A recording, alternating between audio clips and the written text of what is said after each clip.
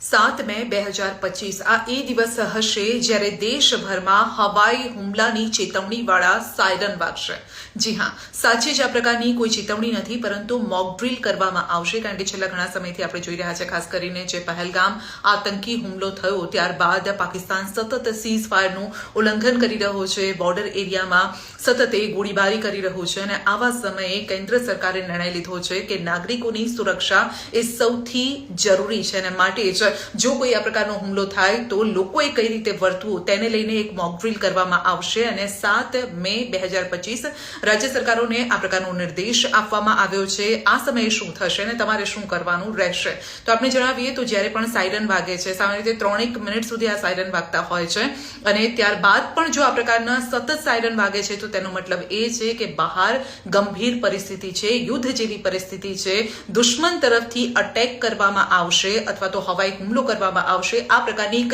ચેતવણી આપવામાં આવતી હોય છે, અને જ્યારે આ પ્રકારની ચેતવણી આપવામાં આવતી હોય ત્યારે એક નાગરિકની સુરક્ષા કઈ રીતે, એટલે કે તમારે તમારી સુરક્ષા કઈ રીતે કરવાની છે। જો તમે બહારના કોઈ એરિયામાં છો, ખુલ્લી જગ્યામાં છો, તો તમારે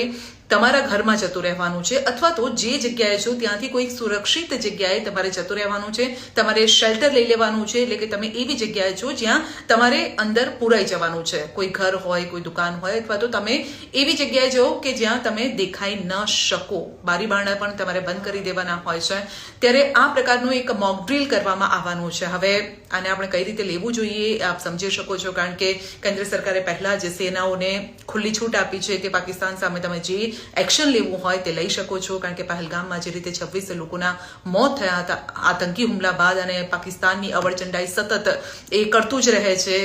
અલગ અલગ રીતે કરતું રહે છે, દેશ પર સતત હુમલા કરતા રહે છે, ગોળીબારી કરતું રહે છે, તો આવા સમયે એક આ મોક ડ્રીલ કરવામાં આવવાની છે। એટલે 54 વર્ષ બાદ એવું થવા જઈ રહ્યું છે, જ્યારે 1971માં જ્યારે ભારત પાકિસ્તાનનું યુદ્ધ થયું હતું તે સમયે આ પ્રકારે સાયરન વાગ્યા હતા, અને ફરી એક વખત આ મોક ડ્રીલ હશે, ફરી એક વખત આપણે ચેતવણી રૂપે પણ, અને આપણે આ સમજાવવા માટે જ આ વિડીયો બનાવ્યો છે કે કેન્દ્ર સરકાર આપણા માટે, એટલે નાગરિકોની સુરક્ષા માટે આ કરવા જઈ રહી છે, અને માટે જ રાજ્યોને આ નિર્દેશ આપવામાં આવ્યો છે। 54 વર્ષ બાદ આ પ્રકારની ઘટના ઘટવા જઈ રહી છે, લગભગ 1-2 પેઢી પછી, એટલે અમે તો આવી રીતે નથી સાંભળ્યા, એટલે ઘણા લોકો એવા છે જેને ખબર પણ નથી કે શું હોય છે, આ સાયરન કેવી રીતે વાગે ત્યારે કેવી રીતે વર્તવાનું હોય છે। તો આ તમામ એવી માહિતી છે જે આપને પૂરી પાડી છે। 7 મે 2025 આ એવો દિવસ હશે જ્યારે આ મોક ડ્રીલ થવાની છે।